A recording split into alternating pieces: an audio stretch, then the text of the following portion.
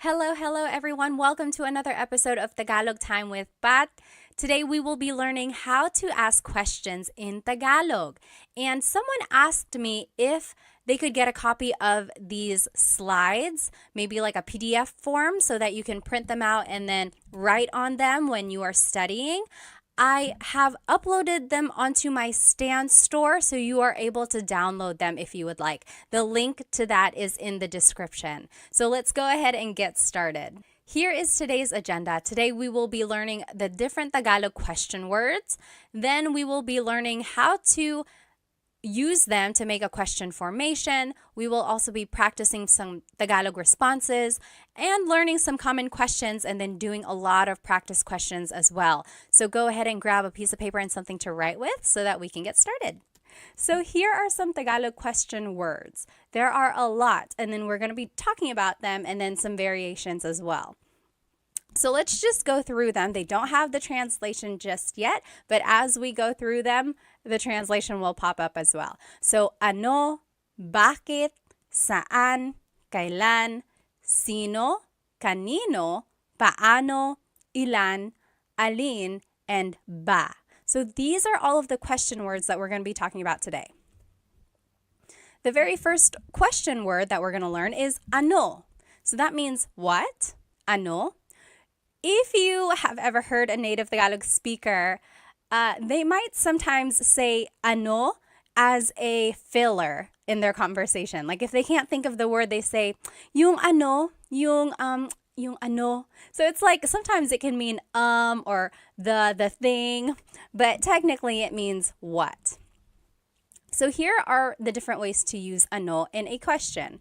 So ano, then the word ang, then a noun. So for example, ano ang pangalan mo? What is your name? Ano ang pangalan mo? And I underlined pangalan because that's the noun. Your response could be, ang pangalan ko ay Pat. That literally means my name is Pat. But you might also hear someone say, Pat ang pangalan ko. Pat ang pangalan ko. That also means my name is Pat. Or you might just hear someone say, ako si Pat. Ako si Pat. I am Pat. So all of those are the different ways to respond. I will say the most common response in casual conversation is, ako si Pat. So ano ang pangalan mo? Ako si Pat. After that, the most common response would probably be, Pat ang pangalan ko. Pat ang pangalan ko. Ang pangalan ko ay Pat is a little bit formal. It's not very natural. It's kind of what you would read, like if something is written out. That is like the grammatically correct way to say, my name is Pat. But those are different ways to respond, and they're all correct. Another example, ano ang trabaho niya? Trabaho means job. So ano ang trabaho niya? What is her job? His or her. Niya is a gender-neutral pronoun. So you have to listen to the context of the conversation to determine who someone is talking about. So ano ang trabaho niya? And the responses could be, ang trabaho niya ay nurse. Ang trabaho niya ay nurse. Or it could be, nurse ang trabaho niya. Nurse ang trabaho niya. Or nurse siya. Nurse siya. I will say nurse siya is a little bit more like grammatically correct because it's like a person. You're not really, I don't know, it just kind of doesn't sound as correct when you say, ang trabaho niya ay nurse. It's almost, I guess it does work. It does work. Don't listen to me. But yeah, so these are the different ways to say this. Again, ang trabaho niya ay nurse is a little bit more on the formal side. Not a lot of people say it like that. It's more common for someone to say, nurse siya. She is a nurse. Which I am. Surprise, surprise, right? A lot of Filipinos are nurses. Here's another example. Ano ang blank sa Tagalog? That means, what is blank in Tagalog? What is blank in Tagalog? This is a good question to know while you are learning Tagalog vocabulary. If you see something and you want to be like, oh, what is this in Tagalog?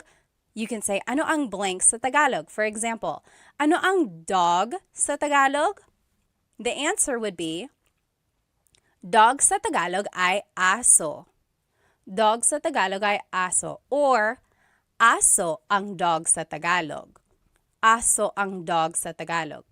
So these both mean dog in Tagalog is aso. So you might be wondering, why are there so many different ways to respond? And I think it's just, a lot of languages have that. It's like you can move around some of the words, change up the grammar a little bit, and it means the same thing, but there are certain phrases or certain ways that things are more used in common conversation. In this case, I think aso ang dog sa Tagalog, or actually dog sa Tagalog ay aso. I think aso ang dog sa Tagalog is a little bit more casual. Okay. Next, ano ang verb? So this is another way to use ano. So ano ang kinakain mo? Ano ang kinakain mo? That means, what are you eating? Kinakain is the present tense form of to eat. So what are you eating? Ang kinakain ko ay adobo. Ang kinakain ko ay adobo. I'm eating adobo. Or adobo ang kinakain ko. Or kumakain ako ng adobo. So those all mean I am eating adobo. The more commonly used way to say it would be kumakain ako ng adobo. I'm eating adobo. Usually the last example that I give is the one that's more natural, like less formal and used in common conversation. Another example, ano ang sinabi niya?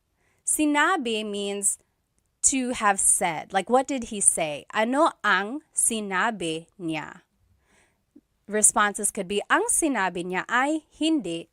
He said no. Ang sinabi niya ay hindi. Or, hindi ang sinabi niya. Or, sinabi niya hindi. Those are the different ways to say, he said no. Again, I would hear sinabi niya hindi, or hindi ang sinabi niya. Just a note about sinabi, you might hear someone say, sabi niya hindi. Sabi niya hindi. Technically, the past tense conjugation of sabi is sinabi, but people shortcut it and say sabi niya hindi. So if you hear that, that's what it means. Next, ano ang ginagawa mo? What are you doing? Ano ang ginagawa mo? And some responses, gumagawa ako ng cake. I am making a cake. And I'm going to explain this in a minute. Nanonood ako ng TV. I am watching TV. So why did I respond this way to this question? Gawa means to make or to do. So if someone asked you, ano ang ginagawa mo? They could be asking, what are you doing? And I responded, nanonood ako ng TV. I'm watching TV. Or if someone asks, ano ang ginagawa mo? That could also mean, what are you making? So I responded, gumagawa ako ng cake. I'm making a cake. So that's just the different ways gawa can be used. And then just another little note here, you'll see in the blue, verbs can be in any tense. So when you are using ano with a verb, it could be asking about what someone did in the past, what someone is doing currently, or what someone will be doing tomorrow or in the future. So verbs can be in any tense. And if you need a review of the different ways to conjugate verbs in Tagalog, go ahead and watch my previous videos.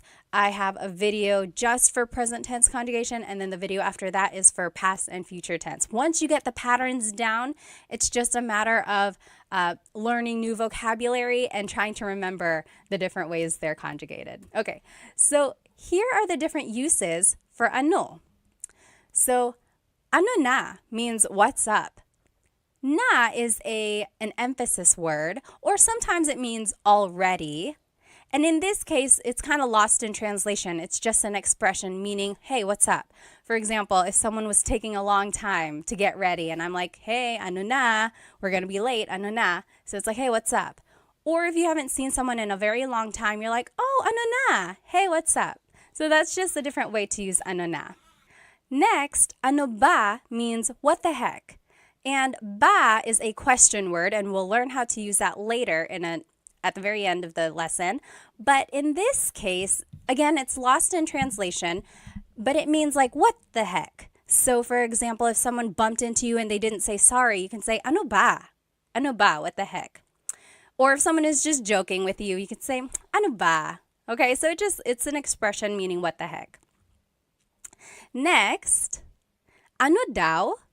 That means what did they say? So daw means like you're referring to someone else after they've said something. So ano daw? What did they say? Ano daw? Next, ano ito? What is this? And then ano iyan? What is that? So that's just the different ways to use the demonstrative pronoun this and that. Ano ito? Ano yan? What is this? What is that? And then there's another demonstrative pronoun. Ano yun? Ano iyon? So what is that over there? So what is this? What is that? What is that over there? So it's like a little bit farther. That's the difference there. And then anong problema? What's the problem? Anong problema? So the NG at the end there is like ano ang problema. And you can put it together and it would be anong. So anong pangalan mo? That also works. Instead of ano ang pangalan mo, you can put it together, anong pangalan mo? And you will see this happen to a lot of the question words that we'll be learning. Anytime the word, the previous word ends in a vowel, you can usually make this contraction or like putting the words together. You'll see that. Now let's just practice using ano. So on the left side, oh, let me turn off my screen. So sorry. So on the left side here, you will see the rules that we just learned. So ano ang plus a noun.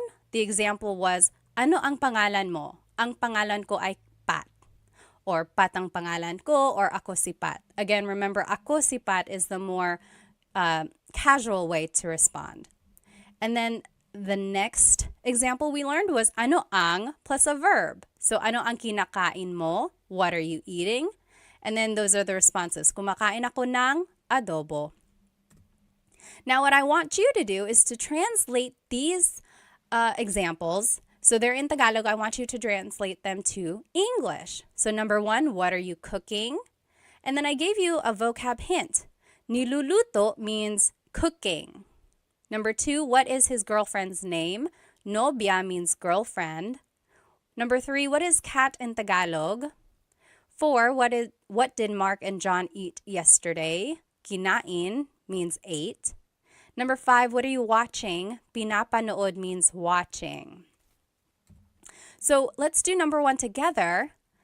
What are you cooking? Ano, ang, and then the verb, right? So we're just following this sentence structure number 2. Ano ang niluluto mo? Ano ang niluluto mo? What are you cooking? And then a response could be, nagluluto ako ng pansit. Nagluluto ako ng pansit.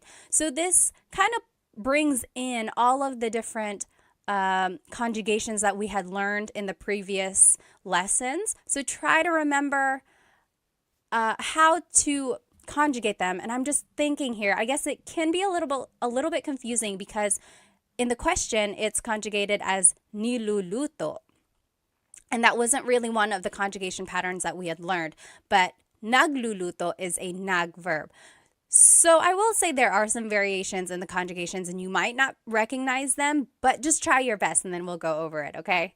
And then just follow this pattern when you're making your response as well. Take a look at the examples I did and then see if you can make the examples. And you can fill in the example with any answer that you want. So go ahead, pause the video now, and then you can come back and we will go over these questions. Okay, welcome back. Let's do number 2. What is his girlfriend's name? Nobya is girlfriend. Ano ang pangalan ng nobya niya? So we learned ano ang pangalan mo. Now if you want to talk about someone else, you would have to add ng nobya niya. Nang means of. So nobya is girlfriend, niya is his. So what is the name of his girlfriend? You see how everything just kind of fits together, but it might not be in the order that we're used to in English. So just take note of this. It would be, ano ang pangalan ng nobya niya? That's how you would say that. Response, Sara ang pangalan niya. Sara ang pangalan niya, or siya si Sara. Siya si Sara. Something like that, okay? Number 3, what is cat in Tagalog? Ano ang pusa? Oh gosh, I just told you. Ano ang cat sa Tagalog? Pusa ang cat sa Tagalog. Pusa ang cat sa Tagalog. Next, what did Mark and John eat yesterday? Ano ang kinain nila Mark at John kahapon? Ano ang kinain nila Mark at John kahapon? I want to show you this word nila. This is like a sentence marker that is used to indicate people. So it's like their ownership. When it's multiple people, Mark and John, it's nila. When it's just one person, it's ni. So for example, if it was just Mark, ano ang kinain ni Mark kahapon? Ano ang kinain ni Mark kahapon? It's just one person. But when it's multiple people, you have to use nila. Ano ang kinain nila Mark at John kahapon? Response, kumain sila ng lechon kahapon. Kumain sila ng lechon kahapon. So, sila is the pronoun here. And that's a subject pronoun. So, kumain sila ng lechon kahapon. Using subject pronouns can be tricky, and I don't expect you to know these pronouns or these conjugations right off the bat, but hopefully you can recognize them, and then from these examples, use them this way in the future, okay? So don't get too worried if you're not getting the questions right. Just use this as a way to learn them, okay? Number 5, what are you watching? Ano ang pinapanood mo? Ano ang pinapanood mo? The response, pinapanood ko yung bagong pelikula. I'm watching a new movie. Pinapanood ko yung bagong pelikula. Or pinapanood ko yung TV, something like that. You might also hear someone say, nanonood ako ng TV. So we learned in the previous lessons, nanonood or manood means to watch. But this one is pinapanood, and it's focusing more on the object. So the movie or the show, pinapanood. Okay. Next question word is bakit. Why? Bakit. And here is one way to use it. Bakit plus an adjective plus the word ang and then a noun. So for example, bakit madumi ang kotse? Bakit madumi ang kotse? Why is the car dirty? And then the response, madumi ang kotse kasi maputik sa labas. Madumi ang kotse kasi maputik sa labas. So the car is dirty because it's muddy outside. Maputik means muddy, labas means outside. Okay, and then another example is, bakit mainit ang cellphone ko? Why is my cell phone hot? Bakit, mainit is an adjective meaning hot, ang cellphone ko. And then a response, mainit ang cellphone ko dahil masyado kong ginagamit. My cell phone is hot because I'm using it too much. So hopefully you can see here the pattern that we are following. Bakit goes first, and then it's the adjective, and then it's the word ang, and then it's the noun. Or you could also do bakit plus a pronoun and then a verb. So bakit ka umiiyak? Why are you crying? Bakit ka umiiyak? Some responses, umiiyak ako kasi nawawala yung aso ko. I'm crying because my dog is lost. Umiiyak ako kasi nawawala yung aso ko. Nawawala means lost or missing. Another example, bakit mo ginawa iyon? Why did you do that? Bakit mo ginawa iyon? Ginawa ko yun dahil mahal kita. I did that because I love you. Ginawa ko yun dahil mahal kita. You might hear me saying yun, as if there's no I, and that's commonly how it's pronounced. You might hear people say, ginawa ko iyon dahil mahal kita, but usually the letter I sound is dropped. And then another way to use bakit plus a verb. Bakit umiiyak si Michelle? So bakit plus a verb, bakit umiiyak si Michelle? Why is Michelle crying? Umiiyak si Michelle kasi nakakalungkot yung palabas. Michelle is crying because the show is sad. Nakakalungkot means it's like feeling sad, makes someone feel sad. Yung palabas, the show. So those are the different ways bakit can be used. And again, verbs can be in any tense, like we saw in ano. I want to point out the different responses that you can say when you're using bakit questions. So because can be kasi, or dahil, or sapagkat. Sapagkat. Okay, so kasi is informal. It is most commonly used. You'll hear it a lot in common conversation. Kasi. Dahil is also used a lot. We saw it in the examples, but it's a little bit more formal, but it can also be used casually. And then sapagkat is very formal. It's rarely used. It's almost like Shakespearean. You'll see it in like writing, or someone might use it maybe to prove a point or something, but it's not used a lot. It's almost like a deep Tagalog, really. So here are those examples again, and you'll see the kasi and dahil.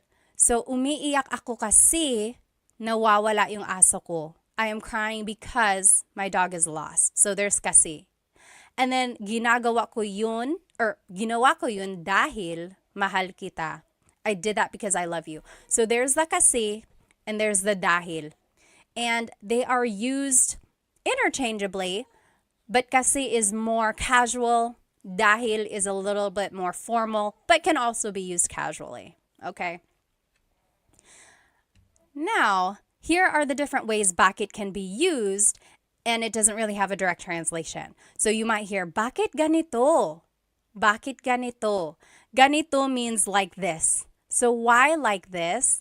Or why is this happening? So for example, it's like, oh no, I got a flat tire. I ran out of gas and I'm late for work. Oh, bakit ganito? Why is that happening? Why is it like this? And then bakit ba?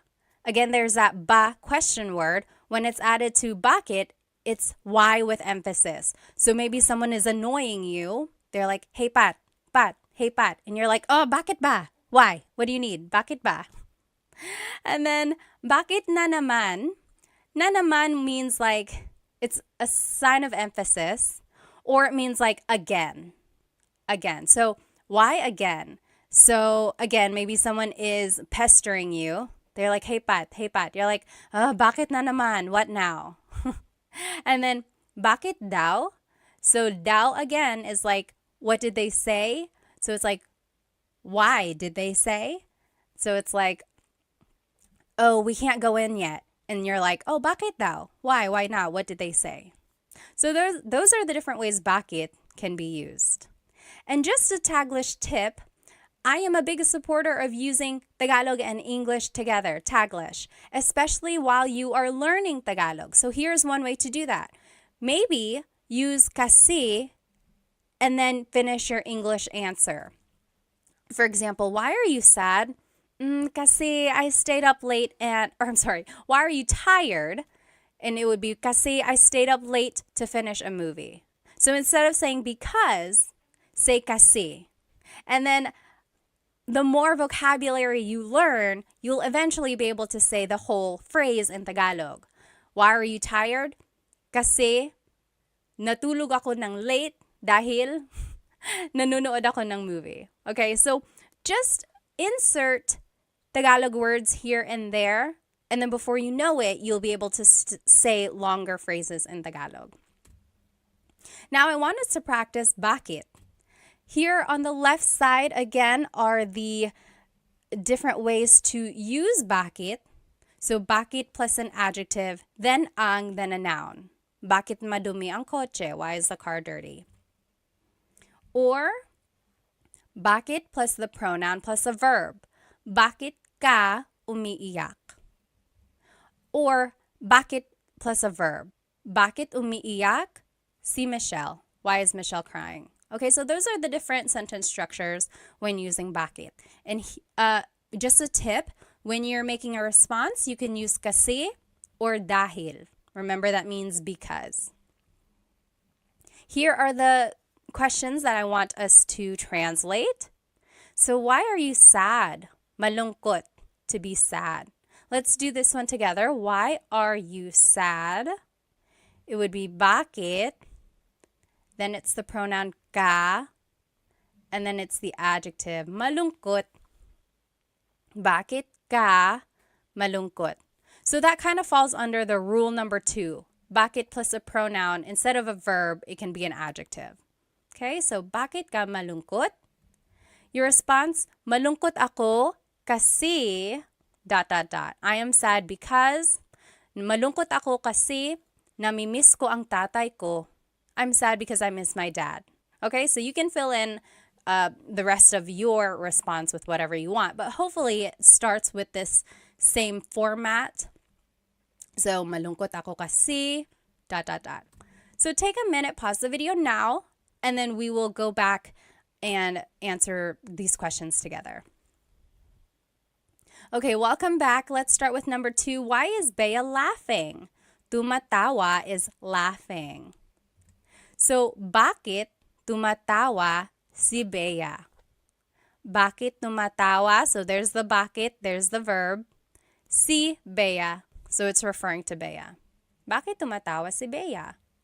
Tumatawa si Bea dahil Bea is laughing because nanonood siya ng comedy, because she's watching a comedy. Next, why is Sam's car broken? Kotse is car, sira is broken.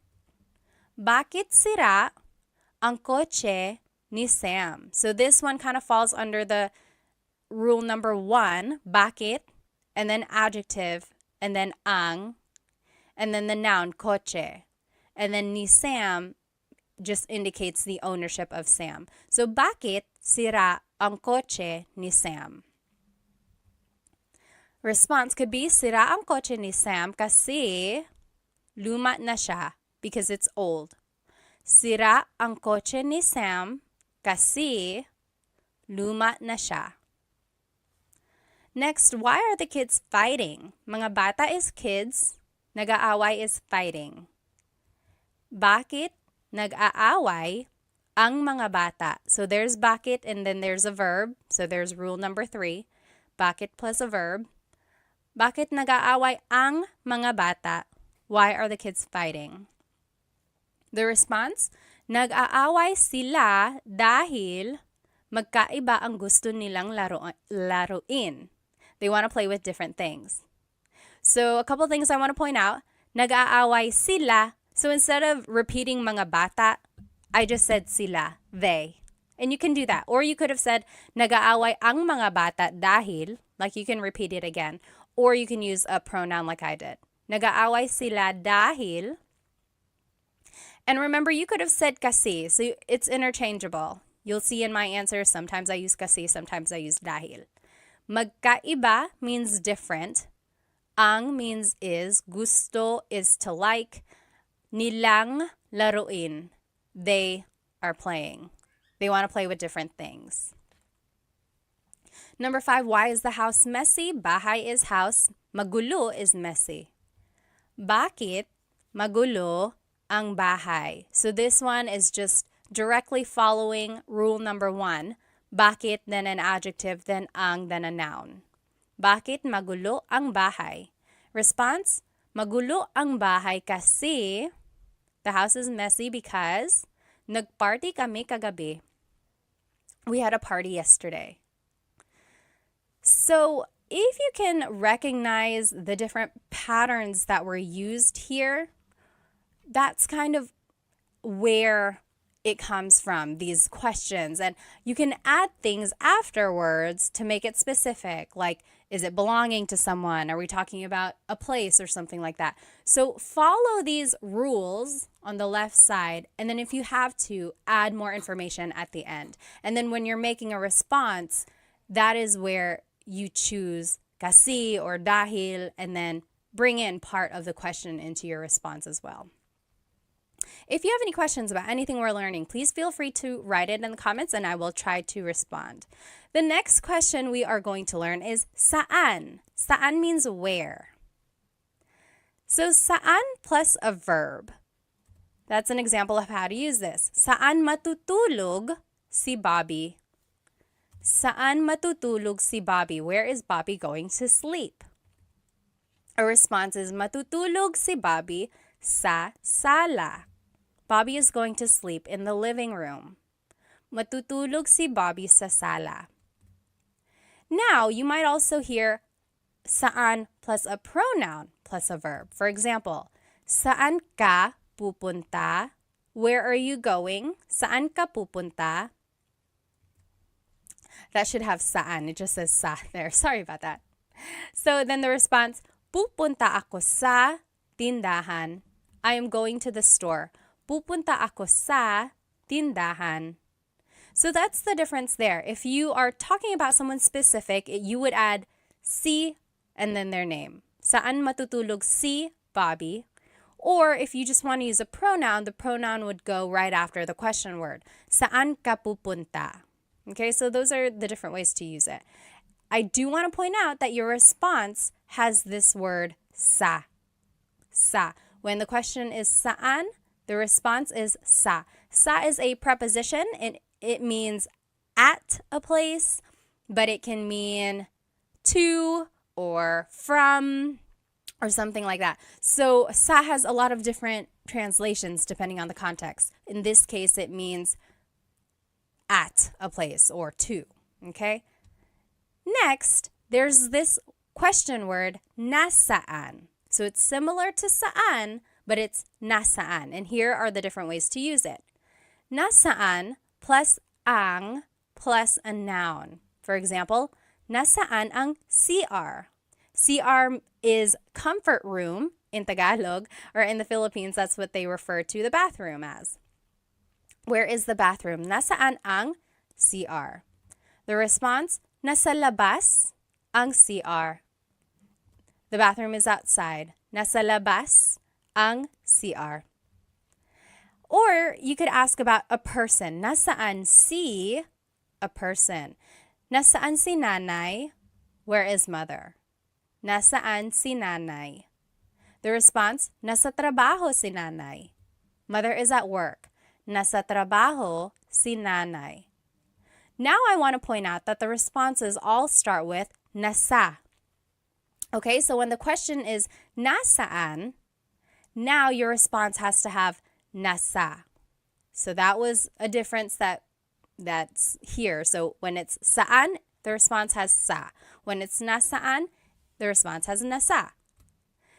So just to go over it, when do you use saan? When do you use nasaan? Saan napunta ang cellphone ko? Where did my cell phone go? Versus nasaan ang cellphone ko? Where is my cell phone? Saan always goes with a verb. When you're asking about a verb or something that has happened with like an action, then you use saan. Saan napunta? Saan napunta? The root word of punta means to go. So napunta means went. Where did my cell phone go? Saan napunta? There's the verb. And then the response is sa. Oh, sa kotse. And then nasaan ang cellphone ko? Nasaan plus the word ang plus a noun. So when you're asking about the location of something, then it's nasaan. So it's like nasaan noun. Anytime there's like the ends, try to remember that. So your response has nasa. Nasaan ang cellphone ko? Nasa bag ko. It's in my bag. Okay? So this is just to look at it again. These are the examples we just saw. You might hear someone say asan or saan when they're referring to nasaan. So that's just like a short way to say it. So instead of saying nasaan ang CR, someone might ask asan ang CR? Where is the bathroom? Or they might even just say saan ang CR, even though technically it should be nasaan. So people shorten it, but technically, just so you know, it should be nasaan. Okay? Now let's take a look at this response. Nasa labas. Nasa labas ang CR. The bathroom is outside. These are the location vocabulary. So let's take the question, nasaan ang susi? Where is the key? Susi is key. Nasa labas, it's outside of the car. Nasa labas. Or nasa loob, it's inside the car. Nasa loob ng kotse. Nasa ibabaw, it's on top. Nasa ilalim, it's under. Nasa tabi, it's beside. So if you wanted to be specific, you would add the object afterwards. Nasa tabi ng kotse, it's beside of the car. Ng kotse. Nasa tabi ng kotse. So those are just the different location vocabulary words that you might hear. And just the sentence structure for the response, it would be nasa plus the location word that we just learned. Then it's nang, then it's a place, then it's ang, then the thing. So let's take a look at it. Nasa loob ng kotse ang susi. The key is inside the car. Nasa, loob is the location. There's nang. Kotse is a place or thing. Ang, and then susi is the thing. Okay? Nasa loob ng kotse ang susi. Or nasa ilalim ng kama ang susi. The key is under the bed. Nasa ilalim ng kama ang susi. So people ask me all the time, when do I use nang? When do I use ang? So these words, sometimes they are prepositions, sometimes they are articles that go before a noun. Just try to think about it as the translation. So the key is under the bed. So under of the bed, the key. That's how this is like literally translated. Ng kama is like of the bed. It's under of the bed. And then ang susi, the key. So a lot of it doesn't make sense. It's not the same grammar structure as in English. So just follow this pattern that I'm showing you now. And with more practice, it'll kind of come more naturally. Next, nasa location plus si plus the person. So nasa bahay, si tatay. Nasa, and then the location is bahay. Si, and then the person. Si tatay. Father is at the house. Or nasa loob ng bahay si tatay. So this one is just a little bit more specific of where the father is. The father is inside of the house. So there's the difference there when you're using a location vocabulary versus when you're not. So nasa bahay si tatay, father is at the house. Versus nasa loob ng bahay si tatay, father is inside of the house. Okay, so that's kind of the difference there. And then here are just some other uses for saan and nasaan. Nasaan ka? Where are you? Nasaan ka? Saan napunta yun? Where did that go? So if you're looking for something just rhetorically, you can be like, nasaan napunta yun? Saan napunta yun? Where did it go? Nasaan na? Where is it already? It's like maybe if you're waiting for a pizza to be delivered and they're taking a long time, you're like, nasaan na? Where is it? Where is it? Na again is an emphasis word. Sometimes it means already. Taga saan ka? Where are you from? Taga means from. Saan means where. Ka is referring to you. Where are you from? Taga saan ka? So those are the different ways saan can be used. Now let's practice saan. And on the left side of your screen, you will see the sentence structures that we practiced. So saan plus a verb or saan plus pronoun plus a verb. Remember, anytime we're asking about a verb, you have to use saan. Anytime we're asking about a noun, you have to use nasaan. So nasaan plus ang plus noun. Or nasaan plus si plus a person. Okay, let's put these into use and I think it'll help clarify any questions. So translate these questions to Tagalog. Where is dad going? Pupunta means going. So let's do this one together. Saan, because it's asking about an action. Pupunta si dad. Saan pupunta si dad? And then the response, pupunta si dad sa simbahan. Dad is going to church. Pupunta si dad sa simbahan. So you're kind of taking the second part of this question and using it in your response. Okay, so try practicing that. And there's that preposition sa again, to the church. Okay? Pause the video now. You try the next 4 examples and we'll go over it together. Okay, so now let's do number 2. Where is the store? Tindahan is store. It would be, nasaan ang tindahan? So we're asking about a noun, the store, so we have to use nasaan. Nasaan ang tindahan? The response, nasa tabi ng post office ang tindahan. Nasa tabi means beside. Ng post office means of the post office, so beside of the post office. Ang tindahan means the store. The store is beside the post office. Next, where will we be eating later? Kakain means will eat. Mamaya means later. Saan tayo kakain mamaya? So we have to use saan because we are talking about an action. Where will we be eating later? And then the pronoun just goes right after the question word. Saan tayo kakain mamaya? Your response, kakain tayo sa McDo mamaya. We're going to eat at McDonald's later. You ready? Let's go. You pay. Kakain tayo sa McDo mamaya. Next, where is my husband? Asawa means husband or wife. Nasaan ang asawa ko? So we're asking about a noun or an object. So nasaan is what we used. Nasaan ang asawa ko? Where's my husband or wife? Husband in this case.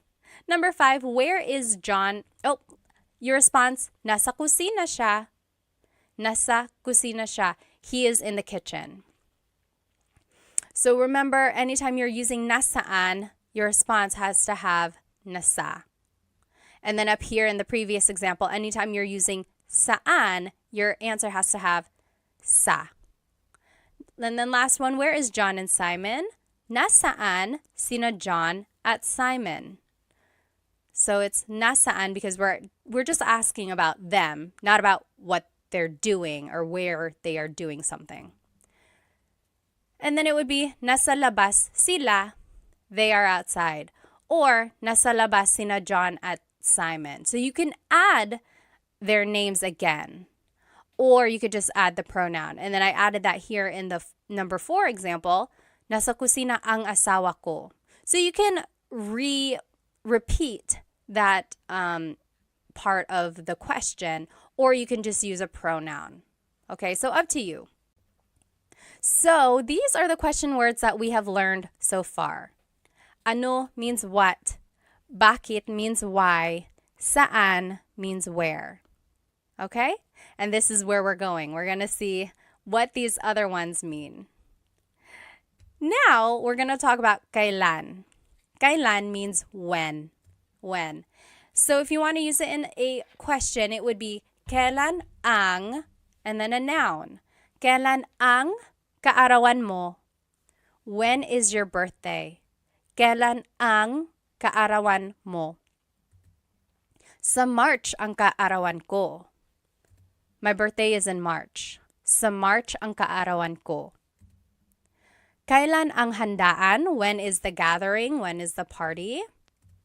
Sa Sabado ang handaan. The party is on Saturday. And again, you don't have to add this part at the end. You could just say sa Sabado. Kailan ang handaan sa Sabado? But the longer response, kailan ang handaan sa Sabado ang handaan? Okay, so those are the different ways you can use kailan. There's this word sa again, and in this case, it's being translated as on or at a certain time. So that's where, or that is the leading word in your responses.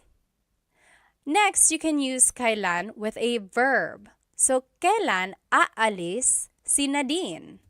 When is Nadine leaving? Kailan aalis si Nadine? Aalis si Nadine bukas. Nadine is leaving tomorrow. Aalis si Nadine bukas. So, this is just a phrase, and you use the conjugation patterns that we learned, and then you just answer. So depending on what the question is, just make a statement using that correct tense of the verb. Kailan dumating sina nanay at tatay? When did mother and father arrive? Kailan dumating, so kailan plus a verb, sina nanay at tatay? Dumating sila kahapon. They arrived yesterday. So here, sina is a sentence marker that's indicating mother and father, whereas sila is the pronoun that replaces them. So if we were going to say nanay and tatay in the response, we would use sina again. For example, dumating sina nanay at tatay kahapon. But if we're just using the pronoun, it's dumating sila kahapon.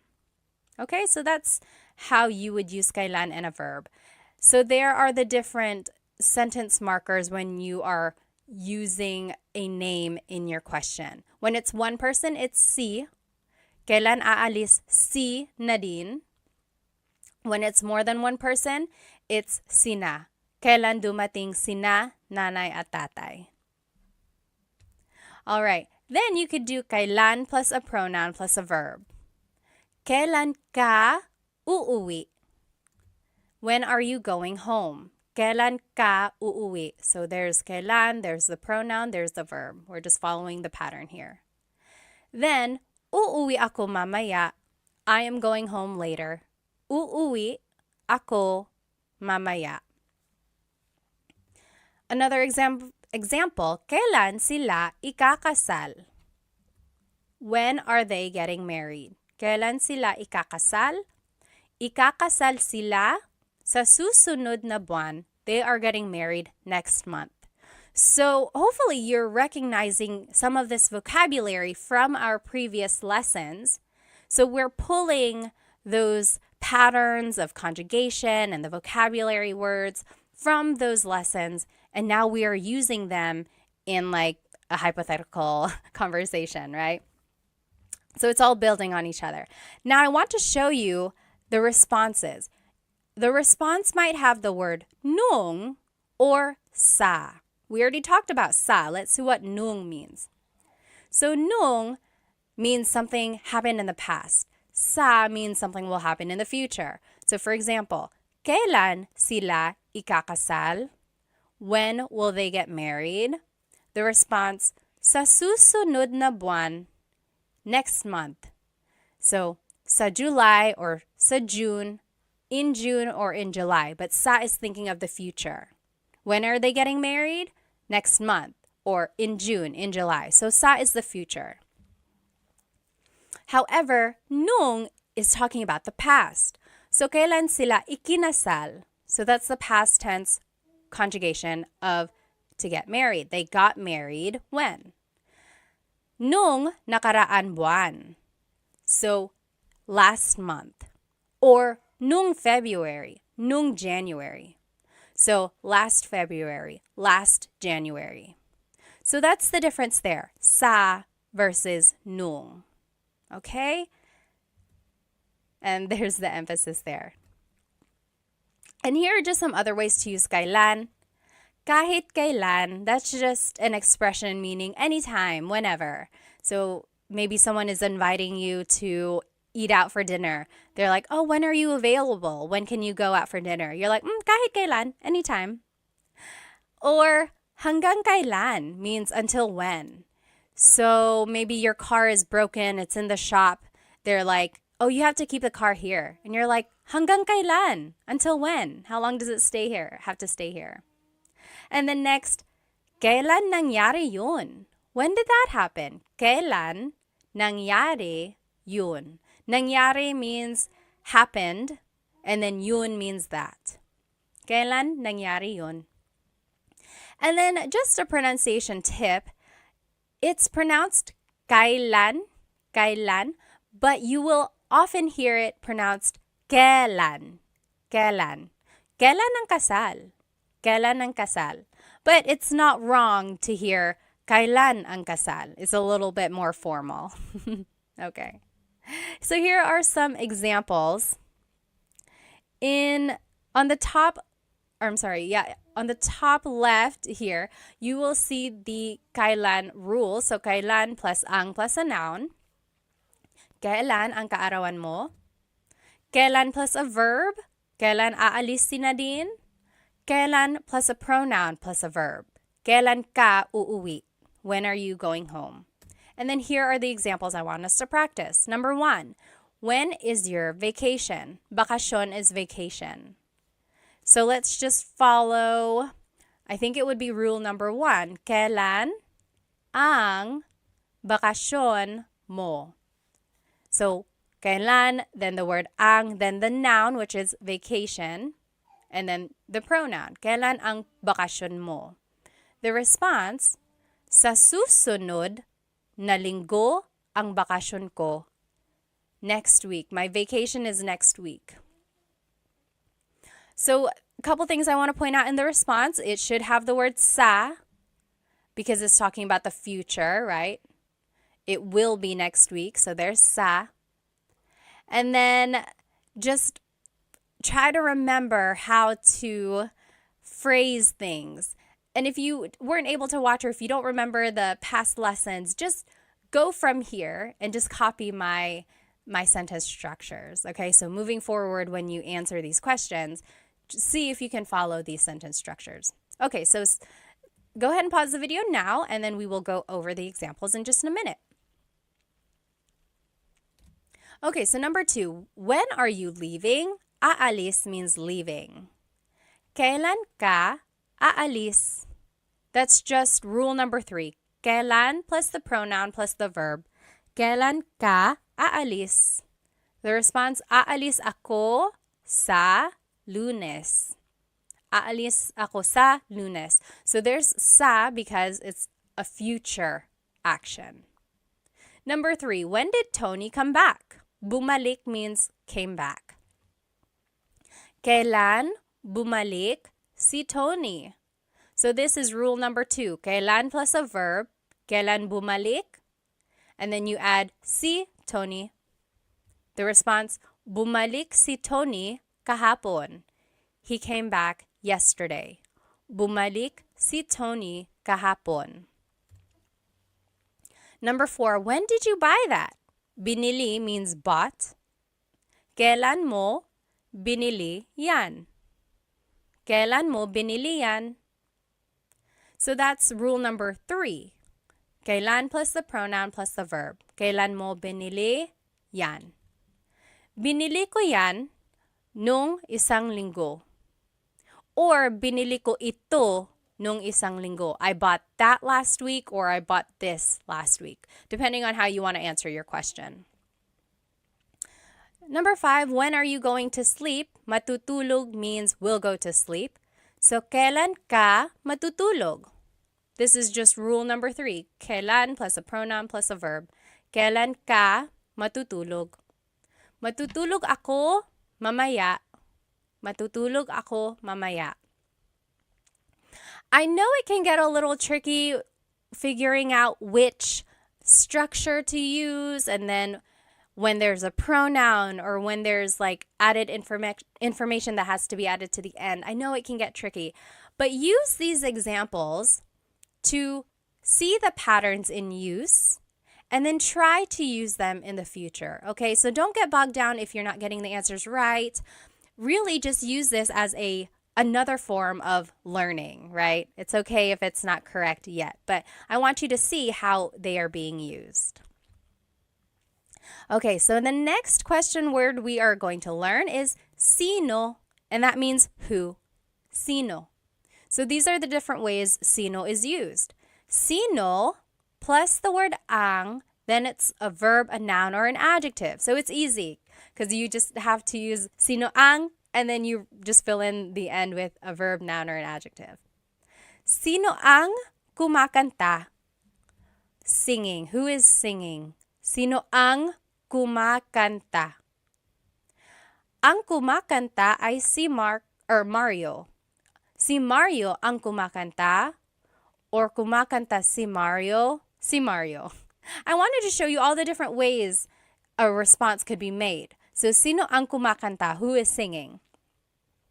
This first example is formal. Ang kumakanta ay si Mario. This next one is a little bit formal as well. Si Mario ang kumakanta. Si Mario ang kumakanta. That's kind of formal. This one is casual. Kumakanta si Mario. Mario is singing. Kumakanta si Mario.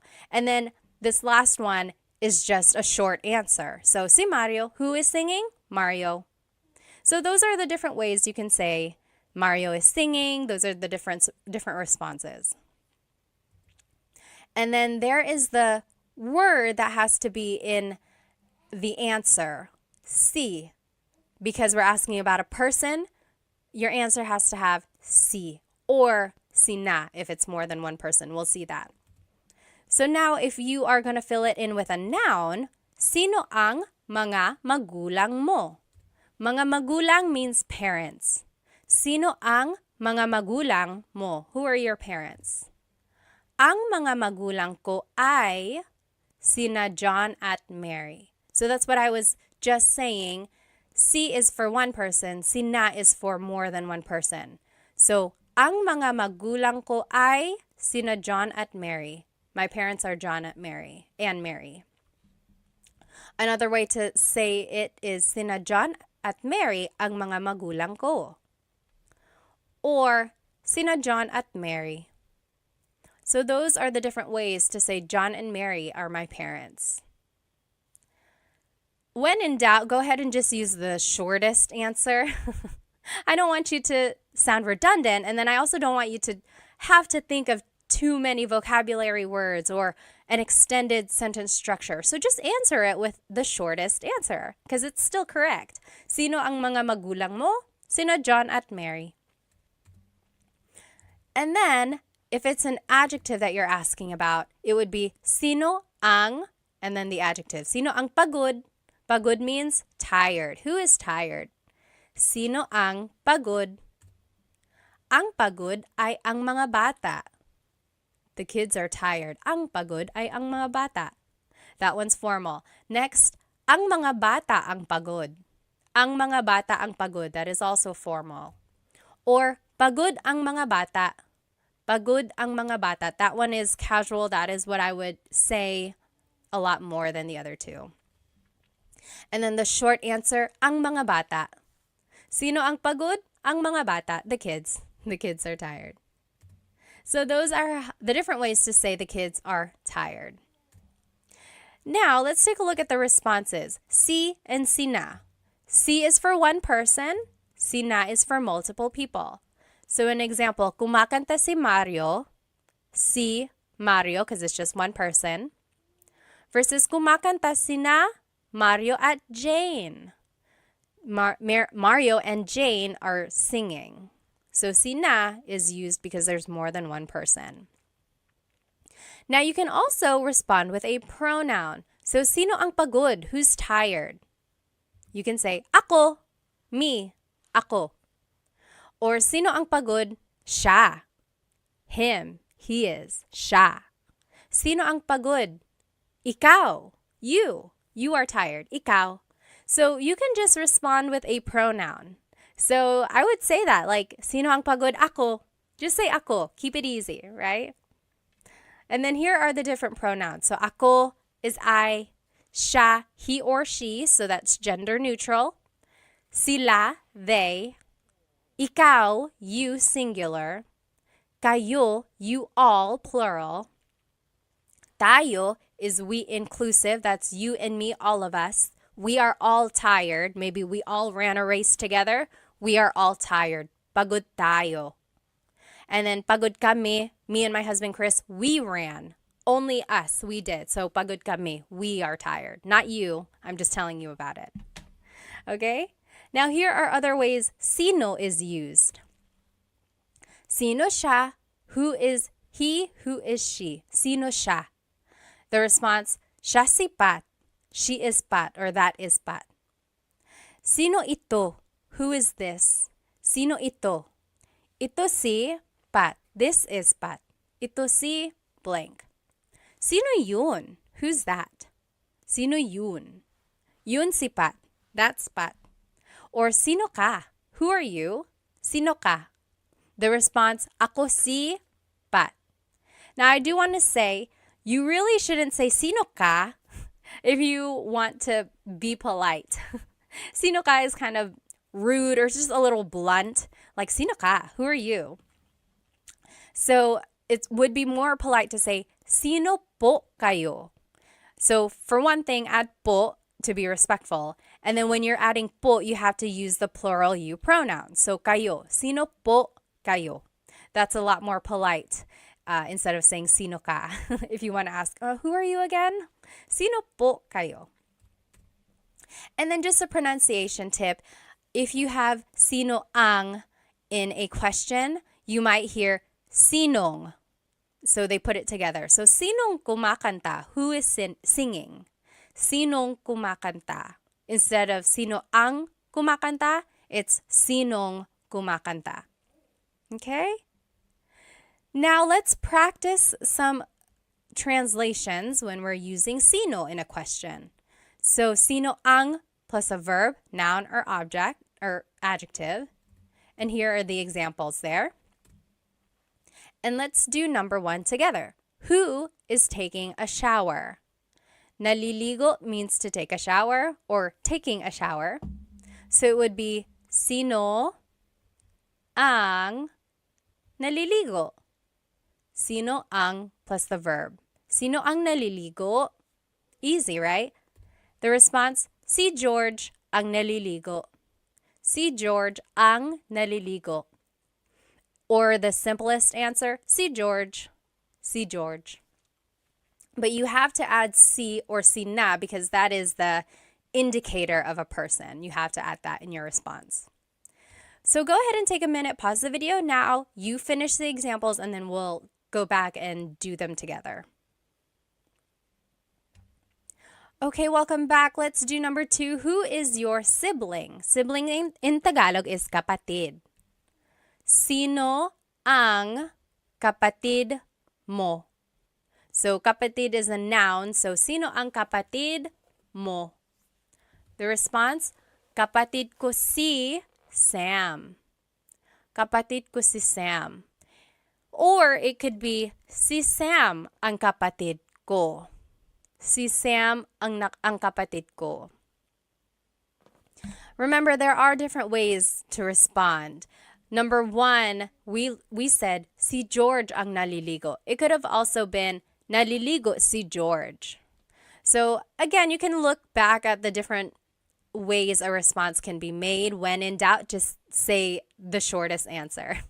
So this one could have been, si Sam. Sino ang kapatid mo? Si Sam. Number 3, who is scared? Natatakot is scared. Sino ang natatakot? Who is scared? Natatakot ang mga bata. The kids are scared. The kids are scared. Natatakot ang mga bata. Number 4, who cooked dinner? Nagluto is cooked, hapunan is dinner. Who cooked dinner is sino ang nagluto ng hapunan. So that's just sino plus ang plus a verb. Sino ang nagluto ng hapunan. Nang is the sentence marker before the noun. Si Lola ang nagluto ng hapunan. Lola cooked the dinner. Si Lola ang nagluto ng hapunan. And then last example, who called? Tumawag is called. Sino ang tumawag? Sino ang tumawag? So it's just the verb. Tumawag ang nanay mo. Your mother called. Tumawag ang nanay mo. Or the simplest response, ang nanay mo. Okay, so try to keep it simple when you can, but hopefully you can see the patterns that you can use when you're making a question and then answering a question. All right, the next question word that we are going to learn is kanino. Kanino means whose. Kanino. It could be used like this. Kanino, then the word ang, then the noun, then na, and then an adjective. I know that's a lot. Let's take a look at it in action. So, kanino ang sombrero na itim? Whose black hat?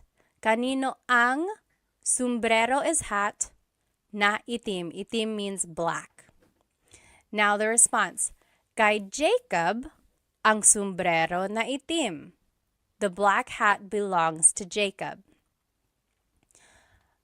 And I want to move forward, and then we're going to go back and make everything make sense. Okay, so the next sentence structure or question structure would be kanino ang plus the noun plus na, and then a demonstrative pronoun. So it's similar to this previous structure. Instead of an adjective, though, it's going to be a demonstrative pronoun. So kanino ang sombrero na ito? So whose hat is this? Whose hat is this? Kanino ang sombrero na ito? And the response, kay Jacob ang sombrero na iyan. That's Jacob's hat. Okay, so hopefully you can see here, there's just this pattern of kanino, then the noun, ang plus a noun, na, it's like a sentence marker. Again, sometimes it doesn't have a direct translation, but it's like the linking word for the adjective or for the pronoun.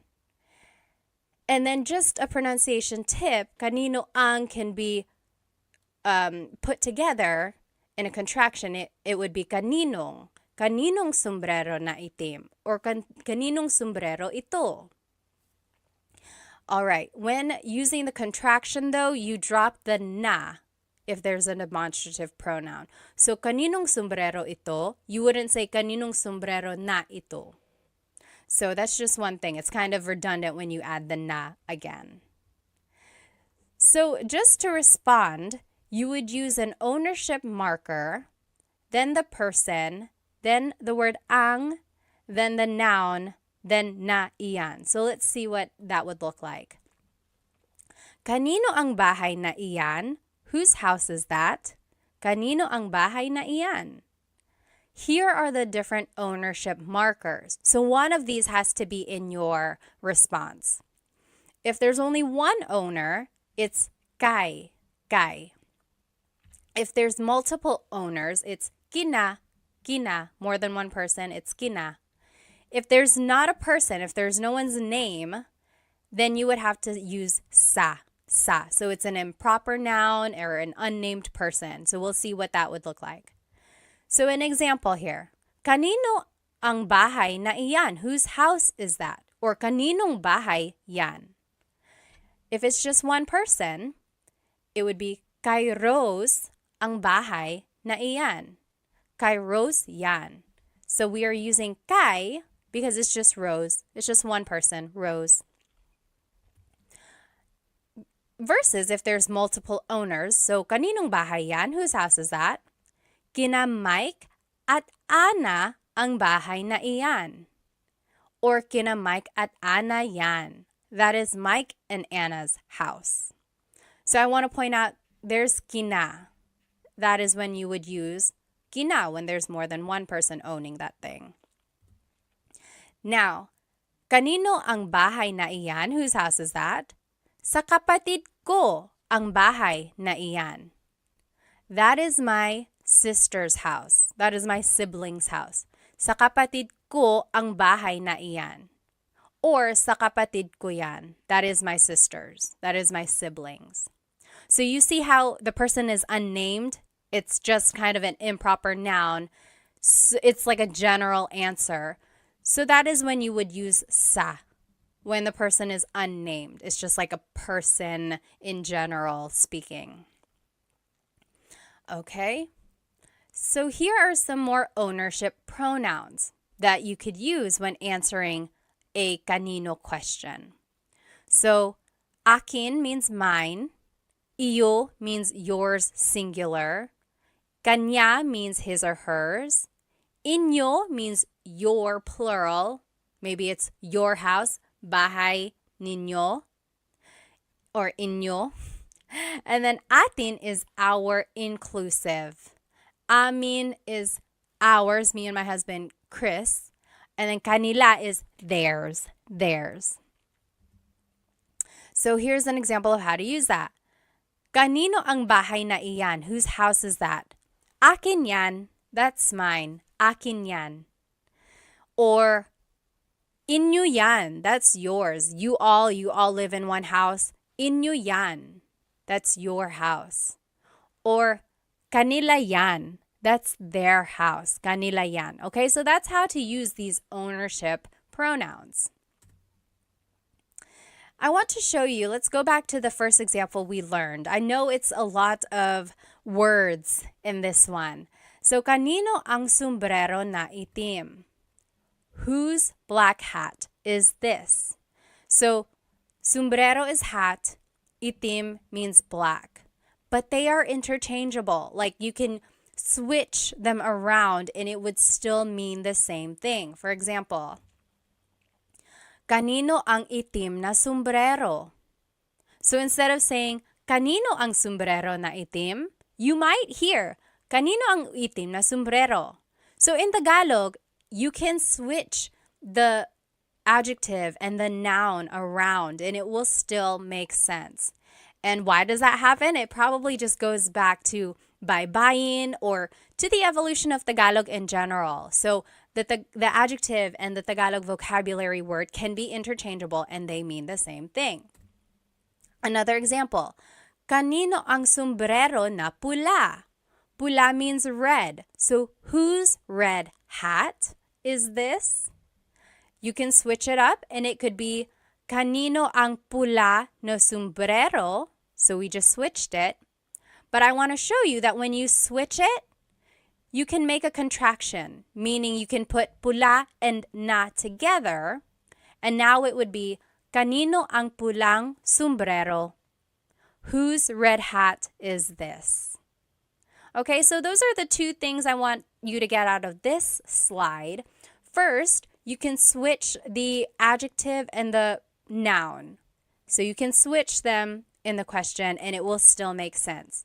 Second, when your adjective ends with a vowel like pula, then you can make the contraction. Add ng to the end. Instead of saying pula na sombrero, it's pulang sombrero.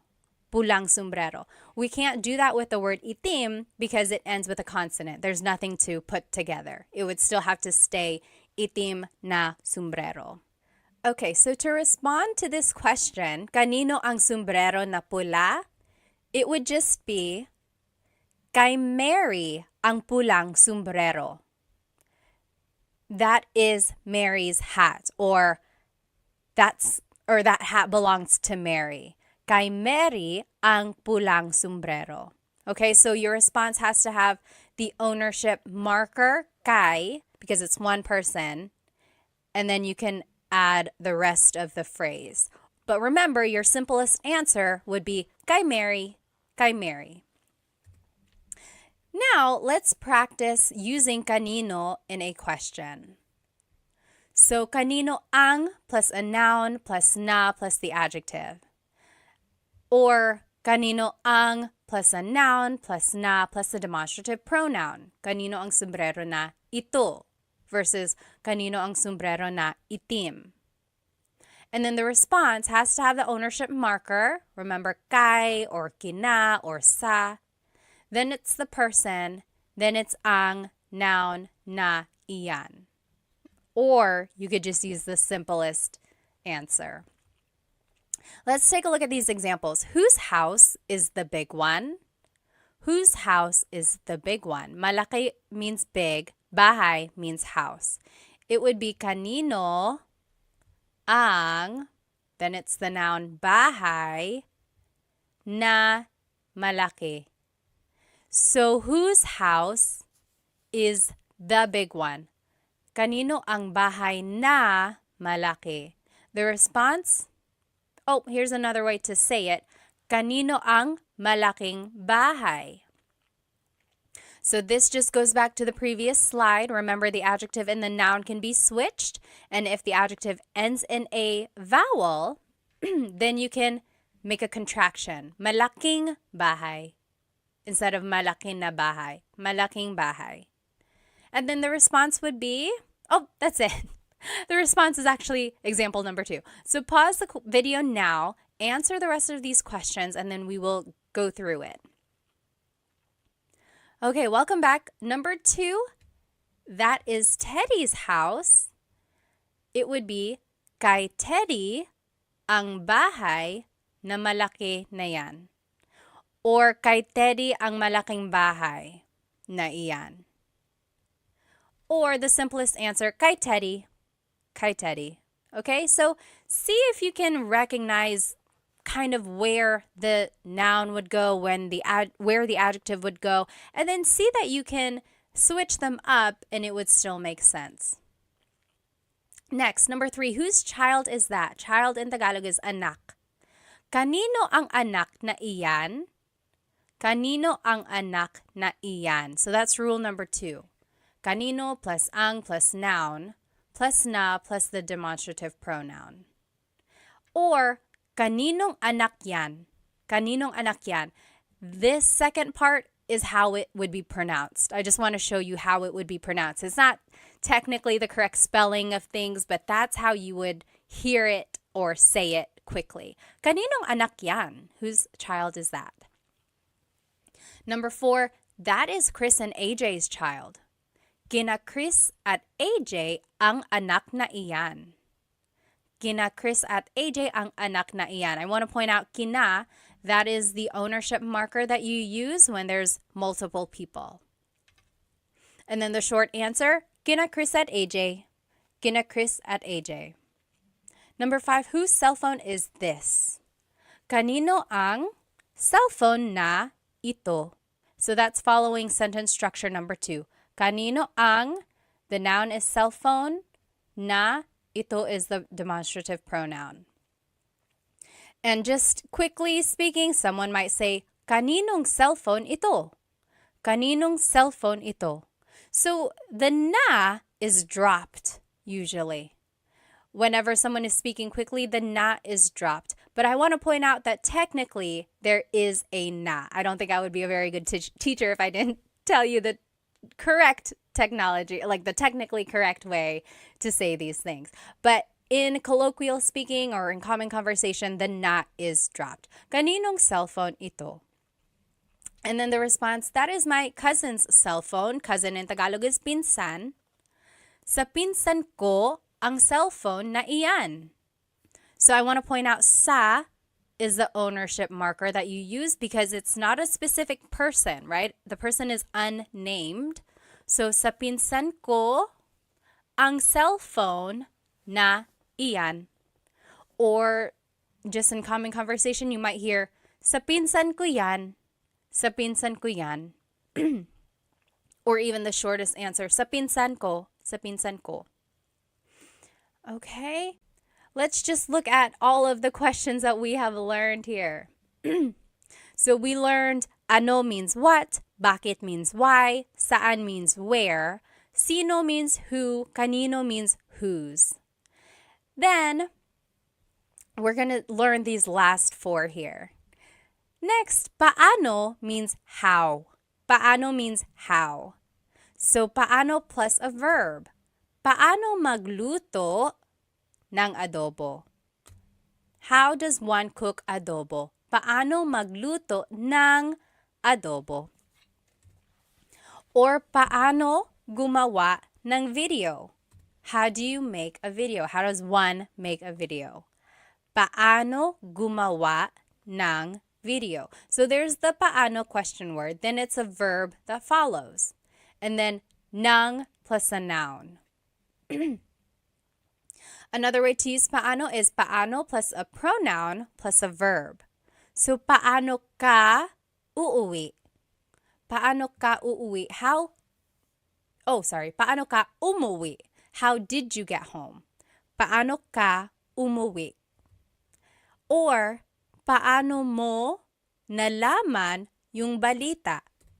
How did you discover the news? Paano mo, there's the pronoun. Nalaman, there's the verb. Yung balita. And just to note, there's no particular response formation for these paano question words. There's no pattern or anything like that, because your answers will just be a statement using the appropriate tense of the verb. So just answer as if it's a statement, right? So that brings in all of our conjugation patterns and using the correct pronouns and things like that. So just make a sentence with what you know. Now I want to show you this other question word. We learned paano, but there's also gaano. This also means how, but in a different sense. For example, gaano plus an adjective plus ang plus a noun. For example, gaano katangkad ang anak mo? Even if you've never heard the word katangkad, but you know the word matangkad. Matangkad means tall. Hopefully you can kind of maybe guess that this is asking about the height of someone's child, right? So, gaano katangkad ang anak mo? How tall is your child? Let's see another example. Oh, the answer would be 5'10" siya. He is 5'10". 5'10" siya. Here's another example. Gaano kadalas ka namimili? Kadalas means often. Madalas means often. Namimili means to go shopping. So how often do you go shopping? Gaano kadalas ka namimili?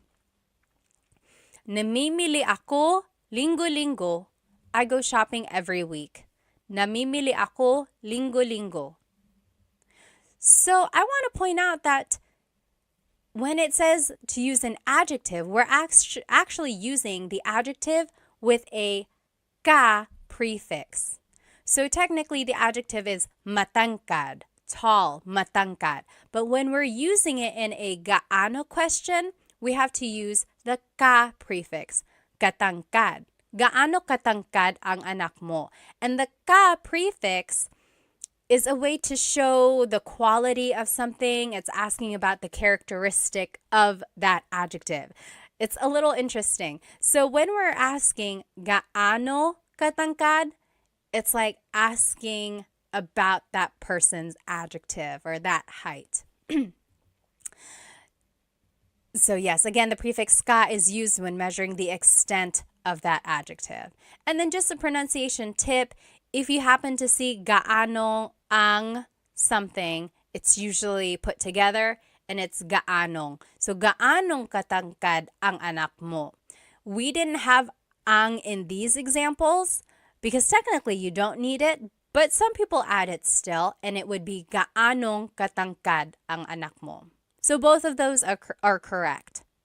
Gaano katangkad ang anak mo or gaanong katangkad ang anak mo? Both of those are correct.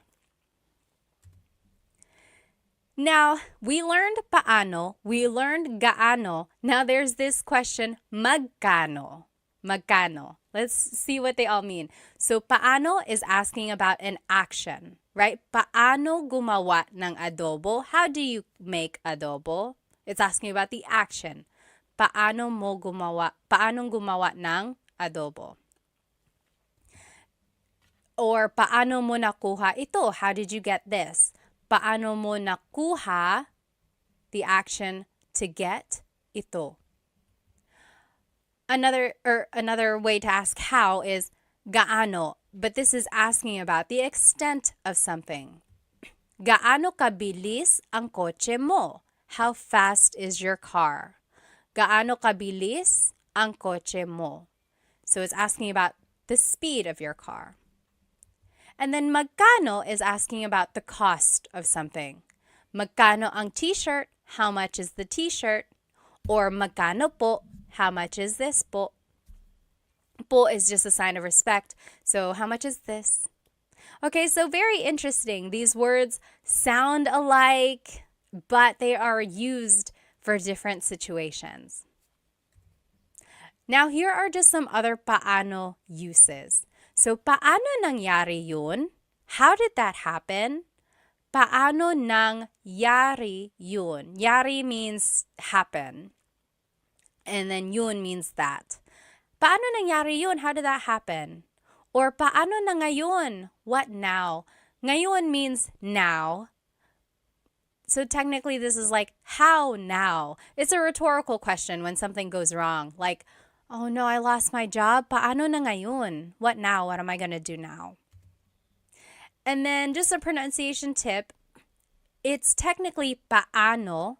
Paano. When there are two vowels together, you say them separately. Paano. But when speaking quickly, Filipinos just say paano. Paano na ngayon? Paano na ngayon? Now, let's practice using paano and gaano in some questions. So, paano is with a verb. How do you do something? And then paano plus a pronoun plus a verb if you want to be specific by adding a pronoun.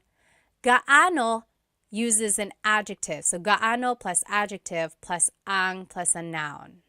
Okay, so just try to follow these sentence structures. And then here are the examples that I want us to do. Let's do number 1 together. How does one write a book? How does one write a book? Magsulat means to write. Libro is book. Libro is book. So how does one write a book? This is actually asking about an action. So we would use paano. Paano magsulat ng libro? Paano magsulat ng libro? How does one write a book? Go ahead and pause the video now, and we will do the rest together. Okay, welcome back. Let's do number 2. How did you make this? Ginawa means made. Paano mo ginawa ito? So that's following rule number 2. Paano, then the pronoun, then the verb. Paano mo ginawa ito? Number 3, how far is your house? Malayo means far, bahay is house. So, gaano kalayo ang bahay mo? Do you see that it's asking about the distance of your house? So it's like an extent of that adjective. So, gaano kalayo ang bahay mo? That's why we're using gaano instead of paano, because we're asking about like an adjective related to your house. How did you get that? Nakuha means got. Paano mo nakuha yan? There's no adjective in this question, so we would just still use paano. And that follows rule number 2. Paano mo nakuha is the verb yan. Number 5, how big is their dog? Malaki is big, aso is dog. How big is their dog? So it's asking about an adjective, so we would have to use gaano. Gaano kalaki ang aso nila, their dog nila. And then number 6, how spicy is the food? Maanghang is spicy, pagkain is food. So it's asking about an adjective, the spiciness of it. So it would be gaano kaanghang ang pagkain. Gaano kaanghang ang pagkain. So in all of these examples, I gave you the adjective in the ma form, right? Malayo, malaki, maanghang. So it's the ma form of the adjective. But remember, when you are using gaano as a question, you have to change the adjective into the ka form. So it has to have the ka prefix because it's asking about the extent of that adjective. Okay, if you have any questions, again, please feel free to write them in the comments. I will try to answer. Okay, next question word we're going to learn is ilan. How many? Ilan. So it would be ilan, then ang, then a noun. For example, ilan ang anak mo? How many kids do you have? Ilan ang anak mo? Ang anak ko ay tatlo. Ang anak ko ay tatlo. I have 3 kids. Or tatlo ang anak ko. Or tatlo. So again, there are many ways to respond. The first one is formal. No one really says it like that. The second one is common. That is what people would say. And then the last one is the short answer, which is also acceptable. I have 3 kids. That is what that means. Now, you might hear someone say, ilan na ang anak mo? Ilan na ang anak mo? Na means already. It's kind of like an emphasis. Maybe you haven't seen someone in a very long time and you're just catching up. They're like, ilan na ang anak mo? How many kids do you have now? Or how many kids do you have already? So it's just like an emphasis. And then technically, when you want to make something plural, you have to add the word mga. So mga anak, kids, mga anak. But in the question form, you don't have to add mga because it's already implied. So you don't say, ilan ang mga anak mo? You can, it's not wrong, but people drop it and it's just, ilan ang anak mo? How many kids do you have? But it's not incorrect if you wanted to add mga, ilan ang mga anak mo? It's just kind of redundant. All right, next, ilan ang plus a verb. Ilan ang pupunta sa handaan? How many are going to the party? Ilan ang pupunta? Pupunta is the verb meaning to go. So, ilan ang pupunta sa party? The response is, ang pupunta ay 5. Or 5 ang pupunta. Or 5. I would say the second one. 5 ang pupunta. 5 people are going to the party.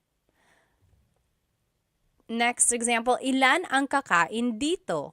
How many are eating here? Ilan ang kakain dito? And then, your response is, ang kakain dito ay 3. Or 3 ang kakain dito. Or 3. That means 3 people are eating here. Or will eat here. So, both of these questions ask about like how many people are coming, how many people are eating. And I didn't add the word tao because it's kind of implied already. Like ilang tao ang kakain dito or ilan na tao ang kakain dito. Those just kind of make it a little bit more complicated. If you want to just get straight to the point of the question, you don't have to add the word tao. It's kind of implied. So, ilan ang pupunta sa handaan? Ilan ang kakain dito? It's asking about like the people. Okay. Next. Just a pronunciation tip. When there's ilan ang, it's usually put together and it's ilang. Ilang taon ka na? How old are you? Ilang taon ka na? I will say when you make the contraction, though, it kind of changes up the sentence structure or the grammar. So, ilan ang taon mo? Technically, if we were following the sentence structure that we learned, it would be ilan ang taon mo? How many years do you have? How many years are you? But when we make the contraction, ilang taon ka na, now we are using a different pronoun. So, ilang taon ka na. And you don't have to add na, ilang taon ka? How old are you? Ilang taon ka? But I do want to point out you have to change the pronoun here when you're making the contraction. And it's just a different form of asking how old are you. Another example of that is ilan ang anak mo? How many kids do you have? Versus ilang anak ang meron ka? So we made the contraction and then now we changed up the grammar a little bit. So they both mean how many kids do you have? But this one is literally meron means to have. So ilang anak ang meron ka? How many kids do you have? So same meanings, just different ways of saying it. All right. Now, when you respond with an amount of something, you might hear or you might use this word lang or na. So, ilan ang anak mo? How many kids do you have? A response could be, isa lang ang anak ko. I only have one kid. Lang means only. Isa lang ang anak ko. Or, na means already. Tatlo na ang anak ko. I have 3 kids already. Tatlo na ang anak ko. Or another example, ilang donuts ang kinain mo? How many donuts have you eaten? Ilang donuts ang kinain mo? Or how many donuts did you eat? So, you could say, dalawa lang, only 2. Dalawa lang, only 2. Or, apat na ang kinain ko. I already ate 5. I've already eaten 5.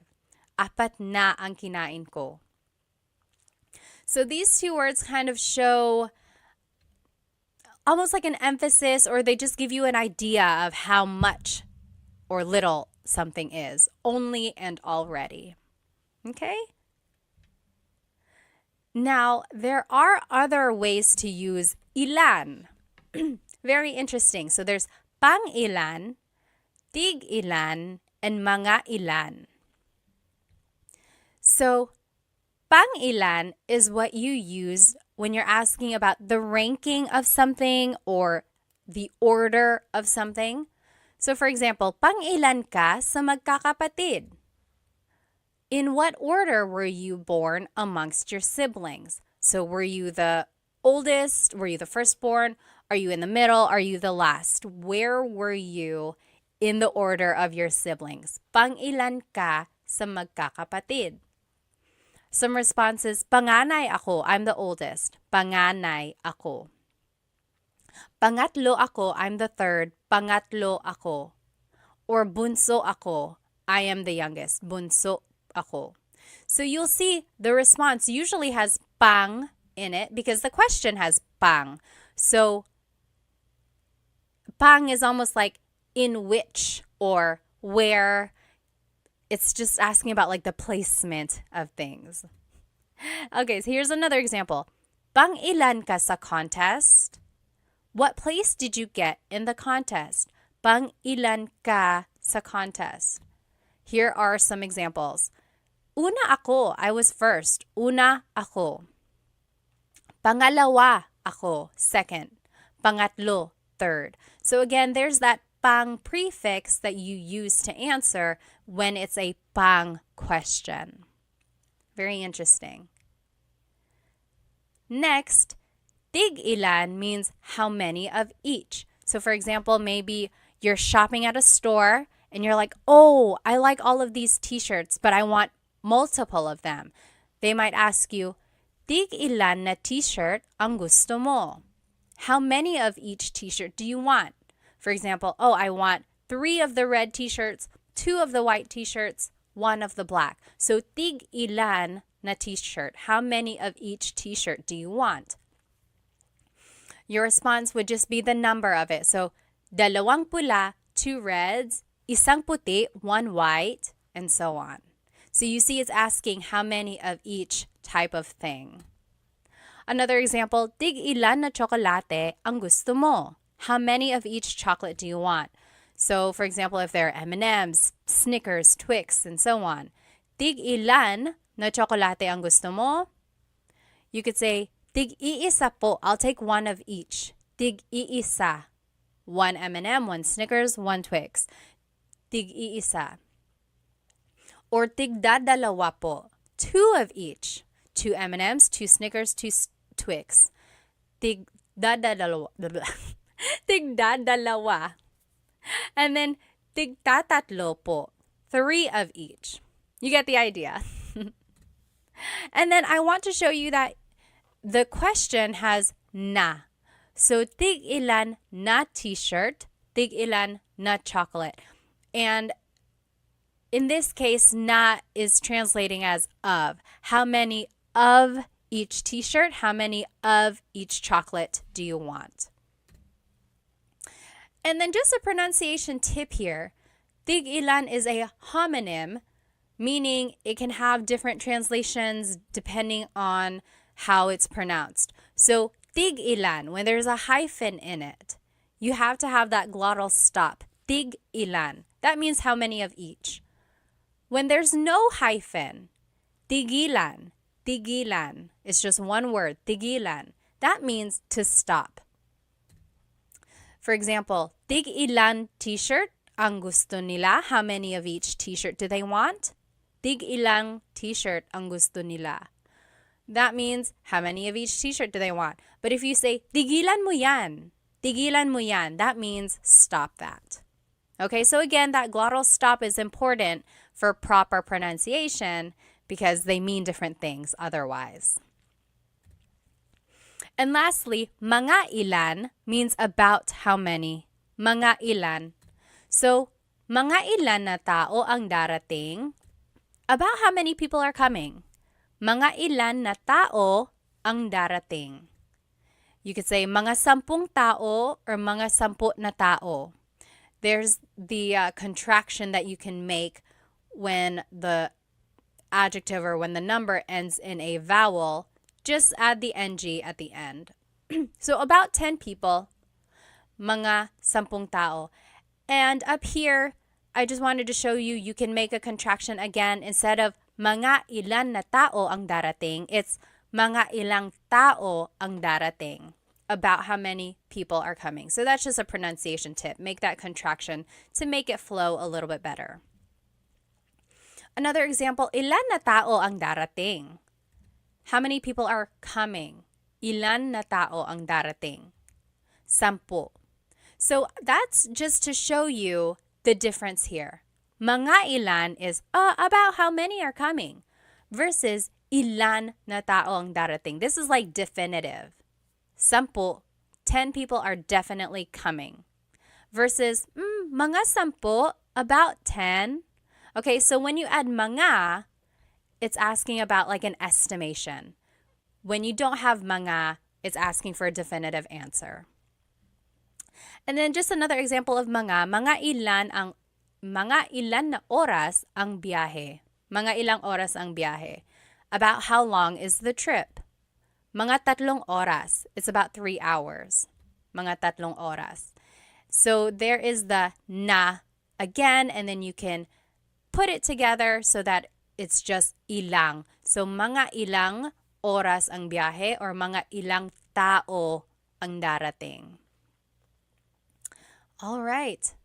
So this is just a review of how to use these different ilan questions. So pang ilan is a ranking question or asking about the order placement. Tig ilan is asking about how many of each. Mga ilan means about how many of something. Okay, now let's practice using ilan in some questions. So on the left side, you will see the different ways to use ilan. Ilan plus ang plus a noun. Ilan ang anak mo? Or ilan plus ang plus a verb. Ilan ang pupunta sa handaan? And here are some examples. Let's do number 1 together. How many cats do you have? Mga pusa is cats. It would be ilan ang pusa mo. Ilan ang pusa mo? Remember, you don't have to add mga, but you can. It's not incorrect. But just to be quick about it, and if you want to sound natural, you don't have to. So, ilan ang pusa mo? Ilan ang pusa mo? How many cats do you have? Pause the video now, and you do the rest, and then we will go over it. All right, welcome back. Number 2, I have 2 cats. Dalawa ang pusa ko. So that's how you would respond to question number 1. I have 2 cats. Dalawa ang pusa ko. Number 3, how many are coming to the house? Darating means coming. So it would be ilan ang darating. So ilan plus ang plus a verb. Ilan ang darating sa bahay. Number 4, 4 people are coming to the house.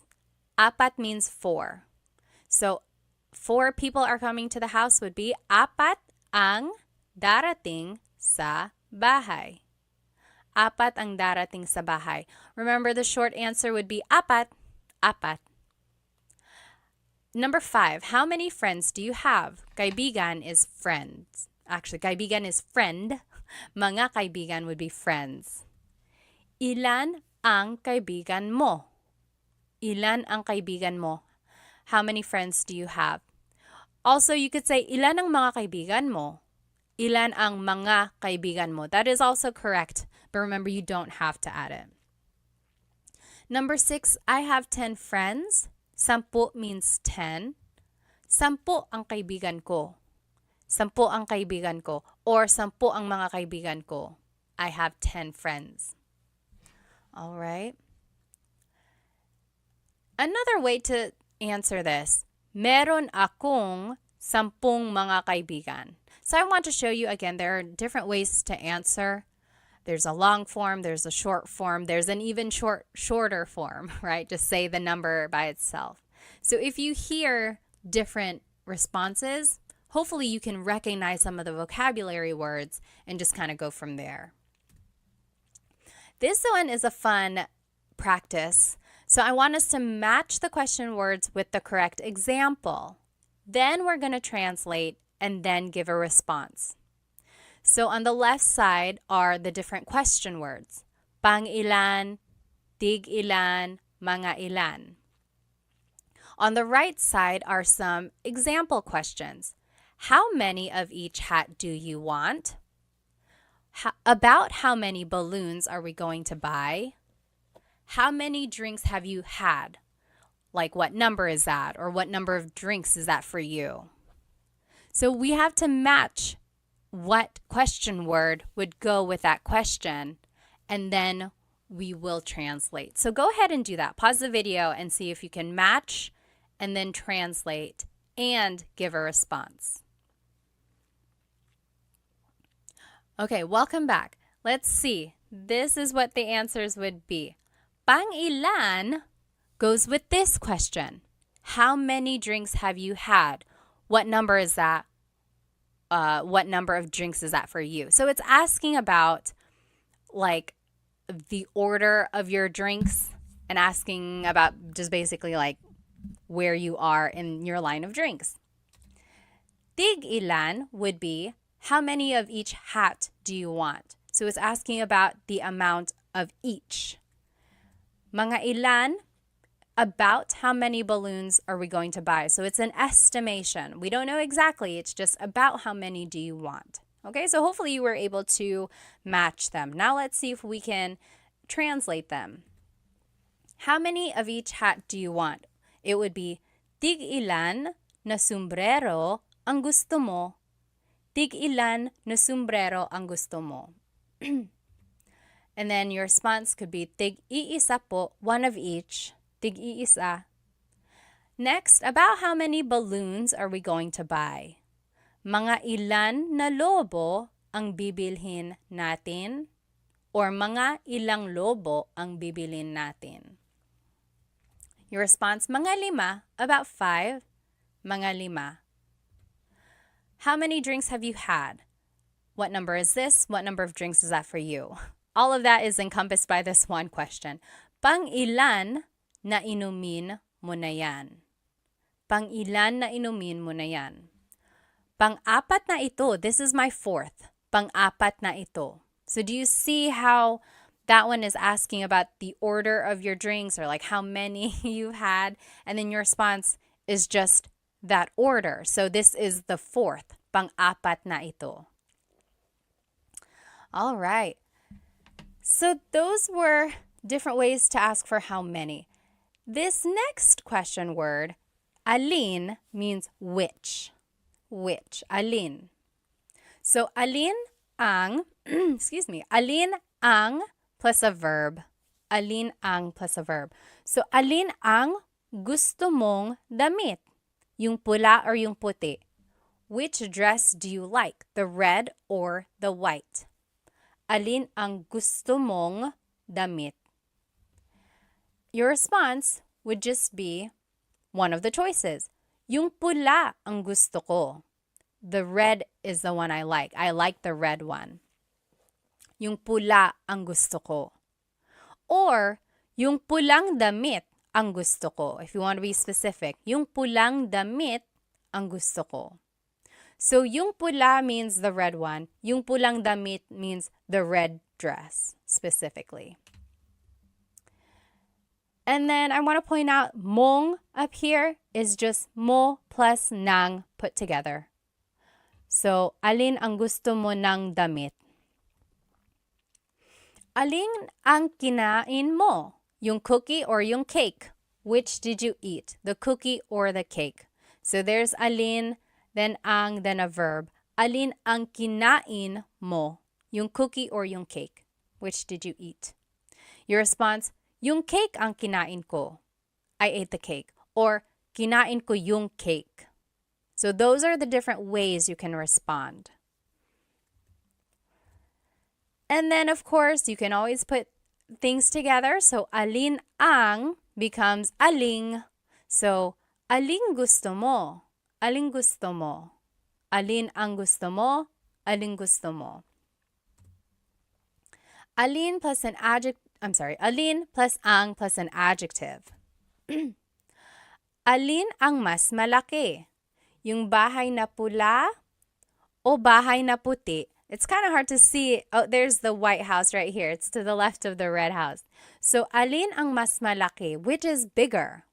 Yung bahay na pula, the red house, o yung bahay na puti, the white house? Mas malaki yung bahay na pula. Mas malaki yung bahay na pula. The red house is bigger. Mas means more, or it's like the part of an adjective. Here's another way to describe an adjective. Alin ang pinakamalaki? Which is the biggest? Yung bahay na itim ang pinakamalaki. The black house is the biggest. So I just want to point out these two words, mas and pinaka. Those are called superlative adjectives. So let's take a look at those a little bit more. So big is malaki, bigger is mas malaki, biggest is pinakamalaki. Small is maliit, smaller is mas maliit, smallest is pinakamaliit. And then just one more example, pretty is maganda, prettier is mas maganda, prettiest is pinakamaganda. So those are the different ways you can describe something, especially in this alin question form, like which is bigger, which is the biggest. Now you can also use alin with a pronoun. So it's alin plus ang plus noun plus pronoun. Alin ang bahay mo? Which is your house? Alin ang bahay mo? Your response? Yung bahay na maliit ang bahay ko. Or yung maliit na bahay. Both of those mean the small house is mine. Yung bahay na maliit ang bahay ko. And then another example now with verbs. Alin plus na plus noun plus ang plus a verb. So, alin na kotse ang bibilhin mo? Alin na kotse ang bibilhin mo means which car are you going to buy? Yung mura na kotse, the cheap car. Yung mura na kotse. I think we already saw this. Anytime you see alin na, it's aling. So, aling kotse ang bibilin mo? Aling kotse. Now, let's practice some questions using the word alin. Here are the different formats of using alin. Alin plus ang plus a verb. Alin plus ang plus an adjective. Alin plus ang plus a noun and pronoun. Then alin plus na plus noun, ang, and verb. Here are our practice questions. Which is your favorite? The sweet or the salty one? Paborito means favorite. Matamis means sweet. Maalat means salty. Alin ang paborito? So we just followed rule number 2. Alin ang paborito mo? Which is your favorite? And then the next part of the question, yung matamis o yung maalat? The sweet or the salty? Yung matamis o yung maalat? You take a minute, you do the rest, and then we'll check. Okay, number 2, my favorite is the sweet one. Paborito ko yung matamis. Paborito ko yung matamis. That is how you would respond to that first question. Or you could say these ways. Yung matamis ang paborito ko. The sweet one is my favorite. Or just simply you could say yung matamis, the sweet one. Number 3, which dish is the most delicious? Adobo or sinigang? Ulam means a dish or a meat. Masarap means delicious. So, alin na ulam ang pinakamasarap? Alin na ulam ang pinakamasarap? So, it's kind of taking rule number 4, but then instead of a verb, it's adding the superlative adjective.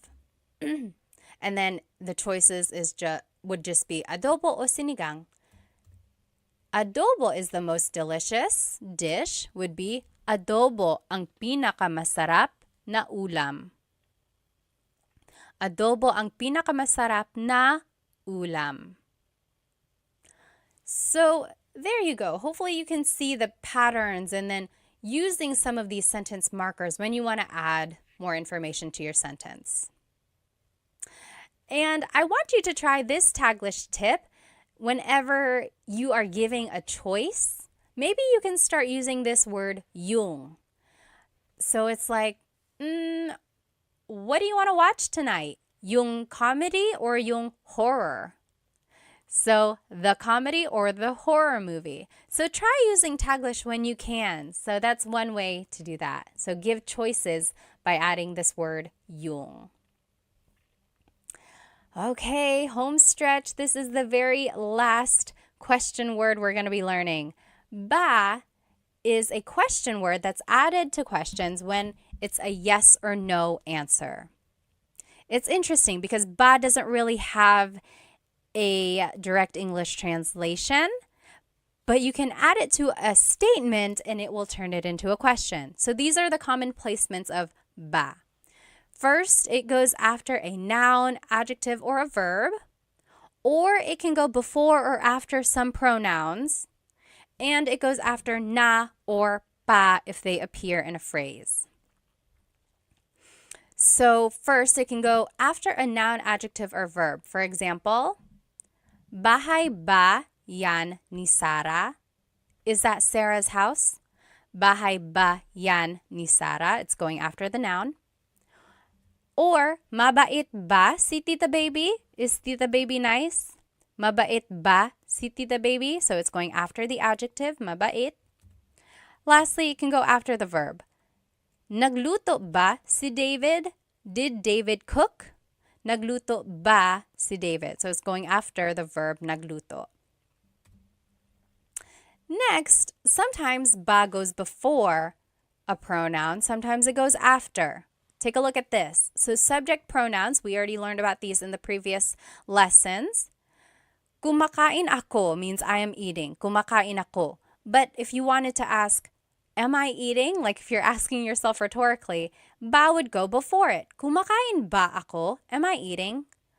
Kumakain ba siya? Is he eating? Kumakain ba sila? Are they eating? Kumakain ba kayo? Are you all eating?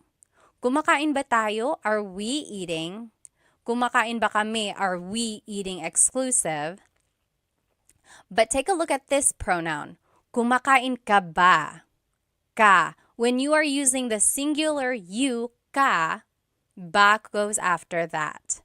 Kumakain ka ba? And that's the only pronoun in the subject pronouns when ba would go after it. And I haven't found a rhyme or reason why this happens. Why is it ka has to go before the ba? It's just one of those things that has been a pattern in the Tagalog language. So just take note of that. Again, if you mix it up, if you happen to say kumain ba ka, that's not correct, but someone will correct you, hopefully. So don't be scared of making the mistake. Just know that there are certain times when ba goes before or after. Now let's take a look at possessive pronouns. So bahay nila yan, that means that is their house. Bahay nila yan. But when you add ba, it turns it into a question. Bahay ba nila yan? Is that their house? Bahay ba nila yan? So it's going before. Next, bahay ba namin yan? Is that our house? Bahay ba namin yan? Or bahay ba natin yan? Our house inclusive, bahay ba natin yan? So those three examples, ba is going first. Now take a look at the last four examples. Ba is going after the pronoun. Bahay ninyo ba yan? Ninyo can be interchangeable. I've actually heard it bahay ba ninyo yan and bahay ba ninyo yan. So I've heard ba go before and after the pronoun for ninyo. Next, bahay mo ba yan? Bahay mo ba yan? Ba is going after the pronoun. Bahay ko ba yan? Bahay ko ba yan? And bahay niya ba yan?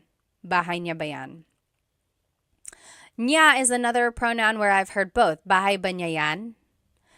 But mo and ko usually go before ba.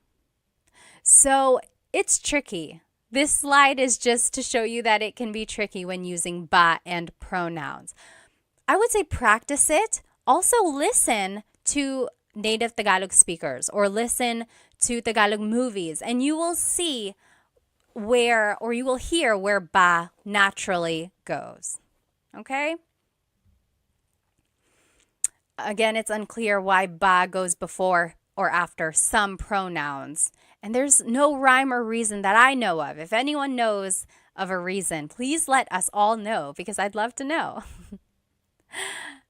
Next, ba goes after the words na or pa if they appear in the question. So na means already, na means already, pa means still. For example, natulog na ba si ate? Did big sister go to sleep already? Natulog na ba si ate? Or gising pa ba si kuya? Is big brother still awake? Gising pa ba si kuya? There's pa and it means still. Is he still awake? Kumain na ba kayo? Have you eaten already? Kumain na ba kayo? Na is right there and that means already. And lastly, busog pa ba kayo? Are you all still full? Maybe you ate a lot. Busog pa ba kayo? What's interesting is that when you take out the word ba, then these are all just statements. Natulog na si ate.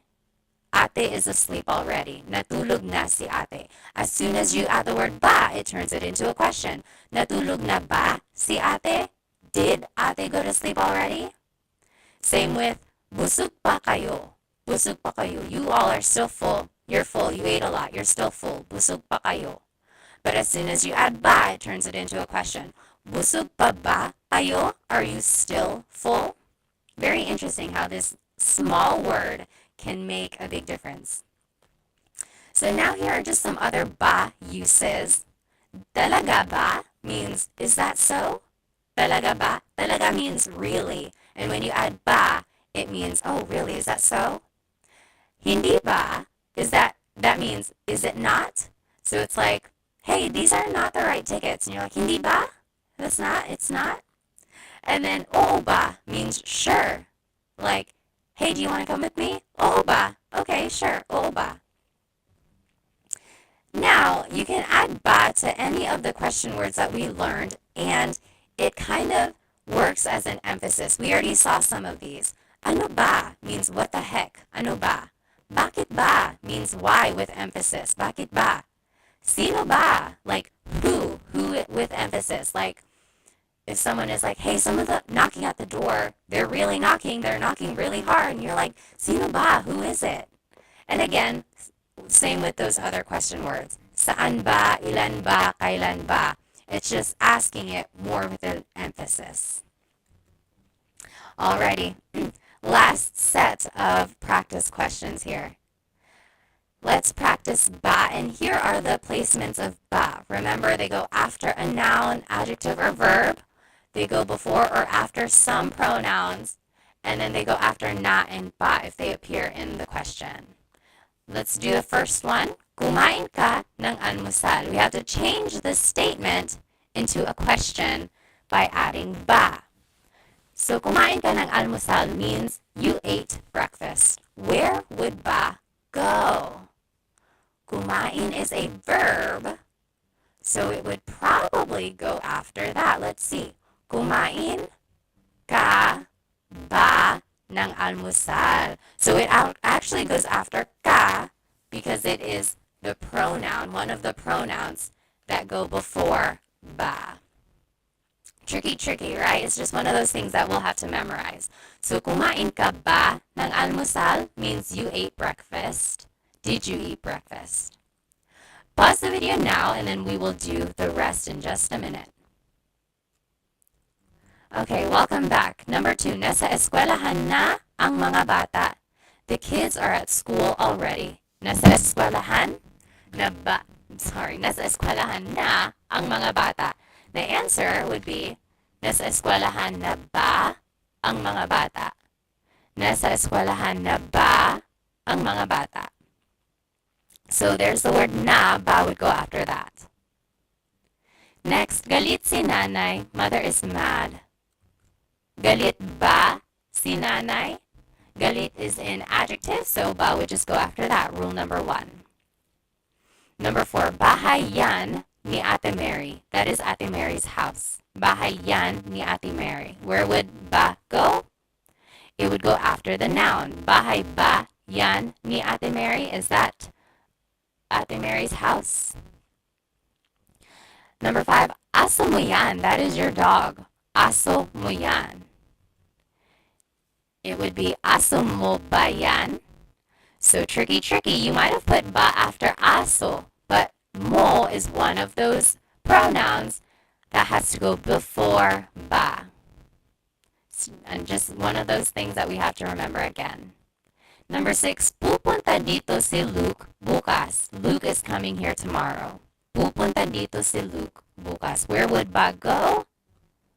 Pupunta ba dito si Luke bukas? So ba would just go after the verb. Okay.